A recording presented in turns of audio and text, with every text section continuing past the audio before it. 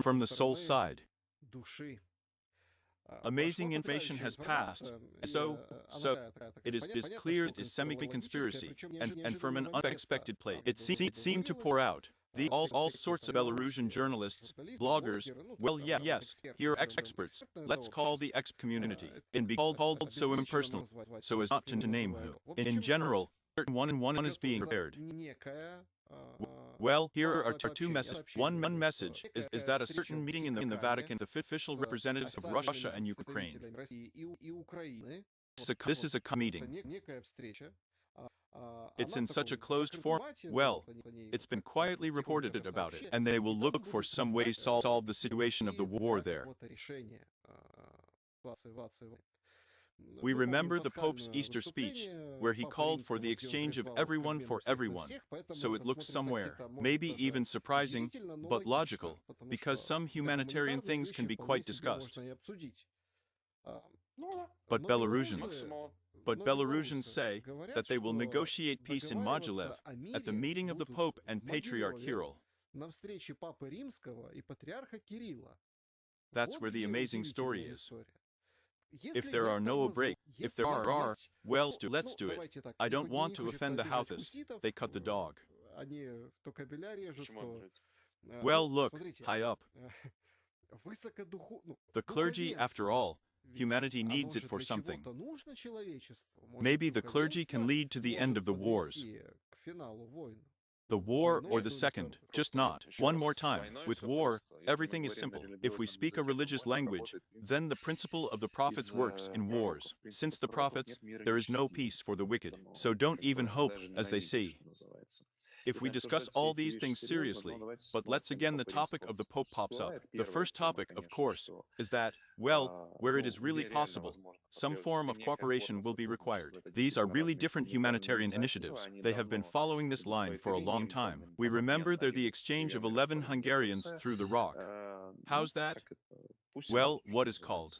Not much here.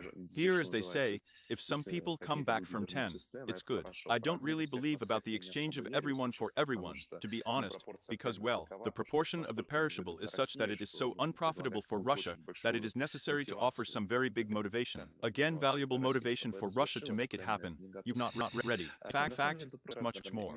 It seems to me that this is again, look, we have already seen how many such meetings, there are Erdogan's meetings in Saudi Arabia, meetings there, they say there. In the conditions of this world of chaos, the status of a mediator-negotiator for each, especially for a small country, is extremely desirable. Well, that is, conditionally it increases your status, it gives you a beautiful purr, it allows itself to look very nice. That is, conditionally everyone is for war, and I am for peace. Well, also of a kind, but being aware of this, that is, what can we most likely do? That is again, according to probabilities. We don't know the future. We don't know the future. We can only estimate the probability. In all likelihood, again, some negotiations will take place, some consultations will take place, maybe some minor decisions will be reached. But how is it? And it is obvious that against this background, when conversations on official lines become impossible, then using clerics as intermediaries for the exchange of opinions, they are extremely useful. This is, well, actually a proven practice. Why am I being extremely skeptical here? Yes, for one simple reason. Excuse me, who chose the Pope in Ukraine? Since when has the Pope been a subject on behalf of, which on behalf of Ukraine, can conclude at least some kind of agreement? Well, you know, there is a whole series of contradictions here. Well, here, let's face it. Why do they say that Ukraine must suffer there, and it will defeat Russia? Because look at what kind of GDP the West has, look at what a powerful West, and Russia is smaller. And therefore, the whole West and Russia are behind Ukraine. Well, that's it. You can put a cross on it. And the Pope, he also represents the interests of, yes, this conditional Big West, in addition to the religious component there and the flock as such. No, well, again it's these interesting constructions, they are constructions. If we look at reality, then the reality is like this. The Pope, of course, the Pope can act as a negotiator, nothing more. He cannot expose as a subject in negotiations specific contracts. It is banal, because the West is not one. But, relatively speaking, the Pope is something, even if we assume that the Pope will offer some kind of proposal. Who can guarantee that his proposal will be shared, well, conditionally, by the British elite, the special services. And that's it. And now, all your agreements are going down the drain. There is no single subject. Do you understand? There is no single West. There is no one. He talks about one thing, while Macron talks about another, conditionally, again, and so on and so forth. Therefore, realistically, there is no single entity that can control the fact that, again, the Pope in Ukraine controls, to put it mildly, far from all elites. I would say, even a strong minority. And if these elites, who are closely connected with it, agree on something, it does not give any guarantee at all that the rest of the Ukrainian elite agrees to it, and so on and so forth. That is, from a serious point of view, until there is some kind of meat, let's call it that. Yes, that is some specific information. I think that they will actually hold such negotiations in the spirit of, well, what happened recently in Saudi Arabia, in what recently it was in Istanbul, that is, relatively long ago. Well, that is, how is this negotiation? Pavel, so no, so well, that's what it's about. Exchange of opinions, an exchange of views took place. The real, I think, realistic assessment of this process is an exchange of views and possible humanitarian initiatives. This is the sphere in which it is possible. In other words, the parties do not like it. The parties need to somehow contact on humanitarian issues. I'm here. I see a lot of potential here. I don't see a subject for a political solution yet. Maybe I'm wrong. Well, that's my opinion. Let's bring a couple of questions about Ukraine, let's say, into our conversation today.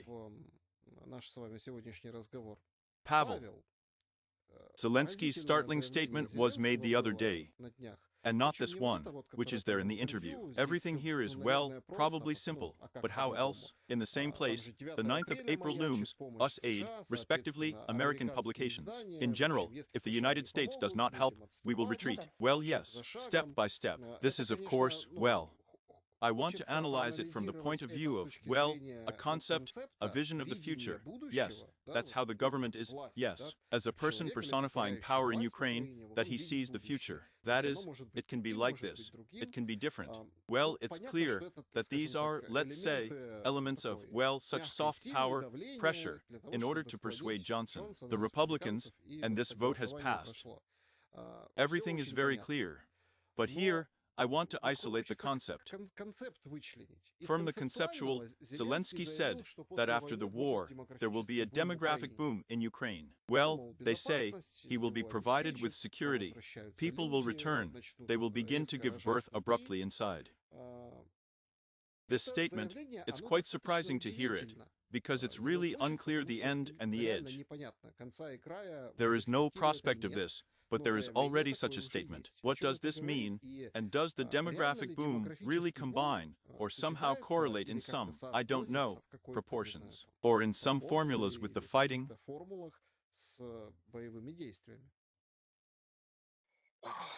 Let's put it this way, I do not know what this statement was about. I can comment on this, we will leave it on his conscience. I can comment on the moment about America, that yes, Speaker Johnson is likely to provide a very important project of his own. So there is no guarantee that Democrats will vote for him now. This is not the project that Biden's packages. This is Speaker Johnson's own project.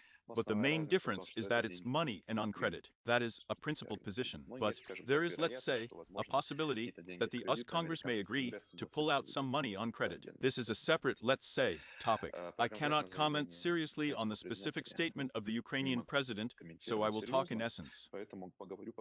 Seriously speaking, from a demographic point of view, Ukraine no longer exists and will no longer exist. This is a demography that has passed the point of irreversibility. The fertility rate less than 1 is the coefficient of irreversibility. It's not. We do not know the cases of history when there would have been a recovery. Yes, as a rule, there is a slight rebound after the war. For natural reasons, he became a man who returned from the front, more loving. But again, we know this on the basis of classical data before mass contraception, before mass migration. That is, it is even debatable to what extent this effect will be applied to today's actions.